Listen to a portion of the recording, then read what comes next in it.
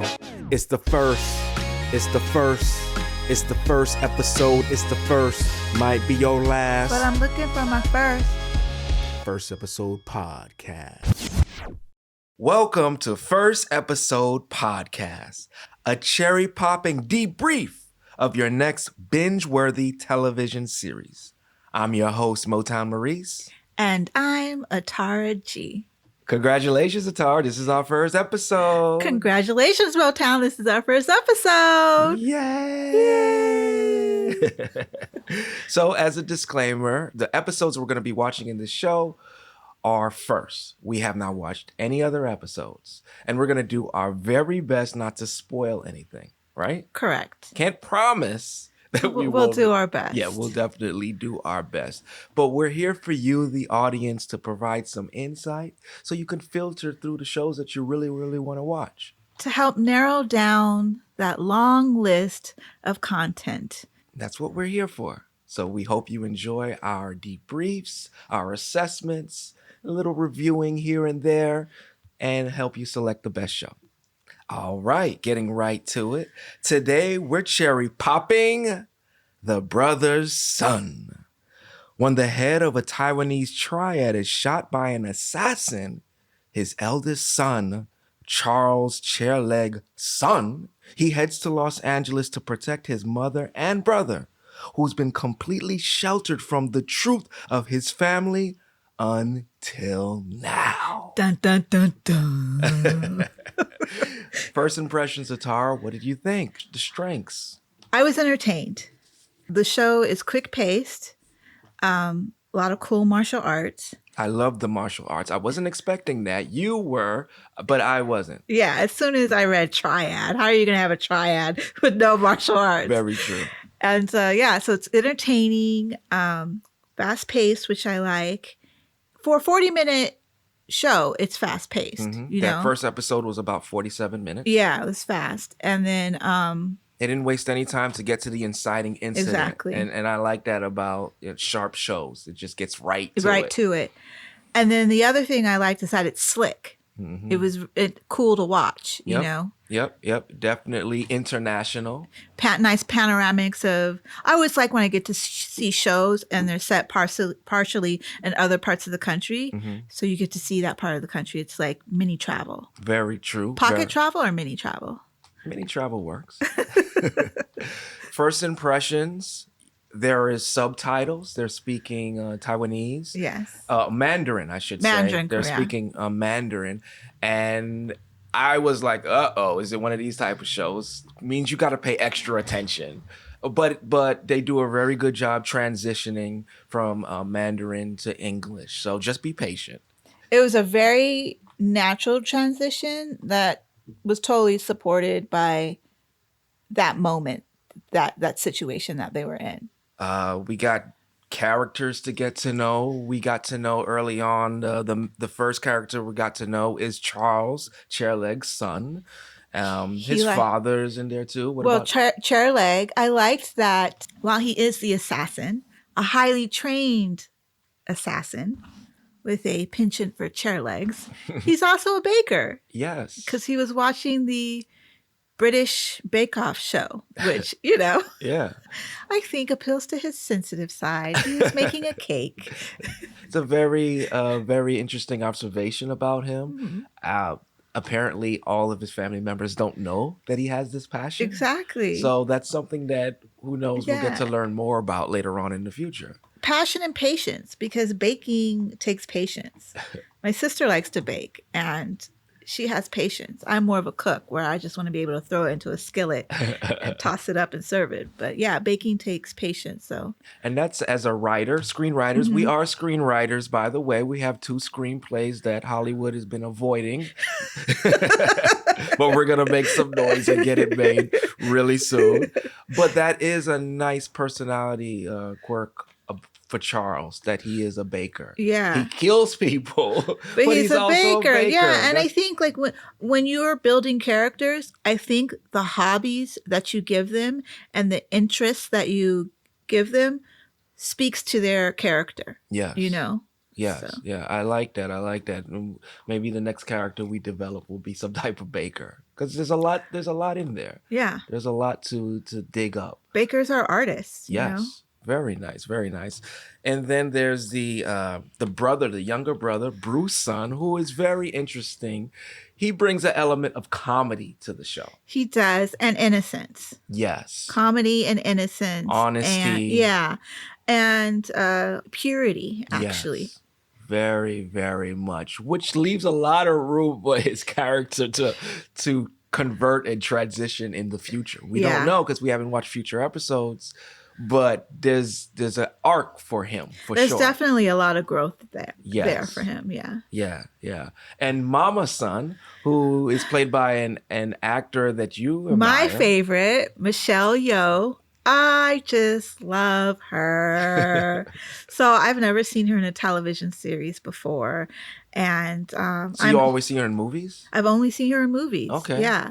So I'm excited to see her play this role in television. I'm excited to see where she takes this role. From the works that I've seen her in, this is kind of a less glamorous role that she's playing. But then again, I've only watched the first episode. Only watch the first episode. There's a lot of development for her too. Yeah. Because one of the themes of this show is to protect family, protect mom. Right. And so that made me think of like, because they said in the show, the power of their group, the power of their family relies with Mama Son. Yeah. Mama Son. So why is that?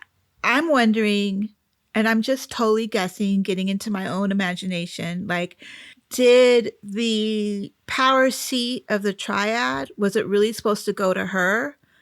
But they decided to send her away for her protection. And so the seat went to Charles's father, who is really like the in-law. Mm-hmm.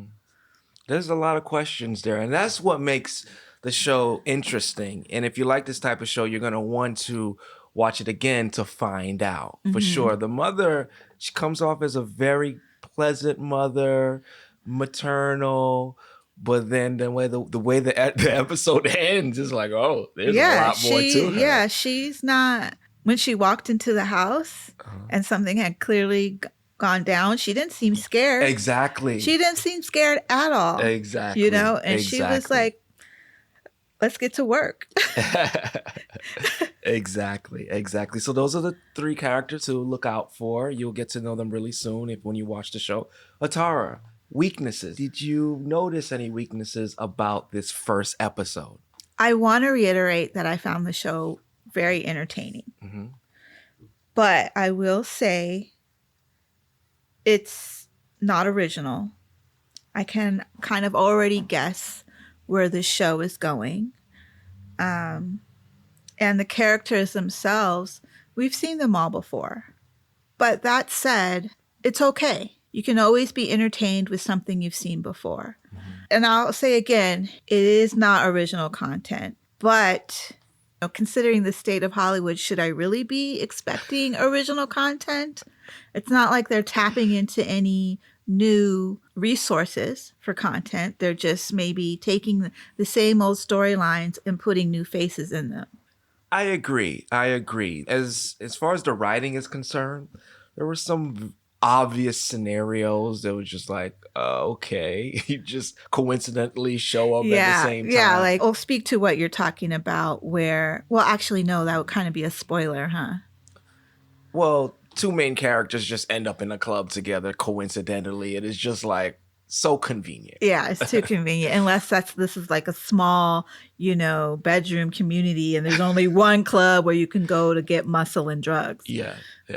But a weakness for me, I did enjoy the martial arts. But I don't like when martial arts are combined in an atmosphere where there are guns. It becomes less believable for me. Now, it's an action show. There's some action in there. So look, these things merge. But I've found enjoyment in another show that we watched, Cobra Kai.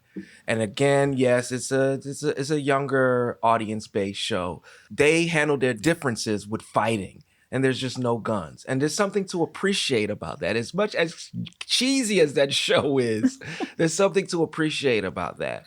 Now, here with the brother's son, I appreciate the martial arts, but knowing that there was, some weaponry in the first episode, I know there's going to be more in future episodes, and that's going to take away some of the belief and realness for me. Well, I'll challenge that because this is Los Angeles, you know? Well, yeah, one of the settings is Los Angeles. Yeah, they come to Los Angeles. We've got guns here. And we've got big time guns. But in how many scenarios is a karate chop going to outpower a gun? So I get it. It's For like, me, I don't care for it too much, but it works in cinema. yeah, I think it works in cinema. And I know the scene that you're thinking of, and I'm not going to elaborate on it because it would be a spoiler. But I think if you're in the city of Los Angeles and you're in the criminal underground, yeah, you're doing martial arts, but you also need to have a firearm. For me, it'd have been unrealistic not to see any firearms in that scene. Okay. The bad guys have guns. Now, are the good guys going to survive multiple seasons without guns? See, that's a question. But well, hey, it's like how Liz said her friend plays Fortnite and he's a pacifist, so he doesn't kill anybody, and he gets pretty high up there. So it can be done. No, it can be done, but sometimes it's just so fantastical to a point where it's just like, is that really believable that you just beat up all these guys with guns? And you know what I'm saying? I believe it with like Ninja Turtles, but with human beings. Well, it is Hollywood, and there's a lot of unbelievable stuff going on in Hollywood. And and when people watch a show, they want to watch these things for escape, and that's fine. Yeah, you want fantasy. Yes. So that, what, when karate and guns come together, it becomes fantasy. Martial arts. We don't know. Arts, yeah. We don't know what style that was. Yes. So yeah, I mean, the first episode didn't have the most depth, didn't have much originality. So that comes into the entertainment potential. You says it does have I think it's very entertaining. Yeah. I am the kind of person, I'm the kind of person who will watch movies over and over and over and over. I can't tell you how many times I've seen The Matrix. I can't tell you how many times I've seen so many other shows. So for other people that might be different, but I don't have a problem watching the same thing over and over because I get in the mood for it. It's like food. Oh, I'm in the mood for, tacos. Let's go have tacos from the same old place, So I feel like that with entertainment too. So in this case, even though it's a storyline, I feel, again, from the first episode, based only on the first episode, I feel like it's a very familiar storyline, very familiar characters. I still was entertained, and I probably will watch the whole season. I am not completely motivated to watch further episodes, and I'm a little biased here because from my recent viewing experiences, I have thoroughly enjoyed programs with full Asian casts, starting with Parasite. That was incredible. Oh my gosh, the movie was Parasite was incredible. And not long ago, I watched Beef. Boom, back to back to back to back to back. And I'm like, what? Beef was incredible. No guns, no martial arts. It was just great writing, great drama, great buildup. And I look into those cultures and family dynamics. Yeah. So the movie Parasite and the show Beef, after watching that and seeing the image of the brother's son, I'm kind of expecting this excitement. And I didn't get that. I didn't get that I'm not motivated to watch a further episode. I'll watch it with you if you want to, but I didn't get that excitement from the brother's son as I got from those two other shows I mentioned. And I'm going to tell you why, if I can be so bold. Go. Because the brother's son is so familiar. Yes, it's a Taiwanese family, but the plot line, all the story, the characters, we've seen that all before. It's very familiar. With Parasite and Beef, Completely original. Complete. We didn't know what was going to happen. Exactly. My gosh, I had no idea what was going to happen. And beef was, wow, my, Yeah. you know, both of those, the movie and the show had like, oh my God moments. Exactly. And such important, serious topics and themes that they covered in a very original way. So I feel like you were excited about that because there was a very large sense of unknown. Yeah. With the brother's son. The brother's son, I think there's very little unknown. Yeah. Yeah. And again, that's okay. This is a show that I would watch while I'm eating dinner.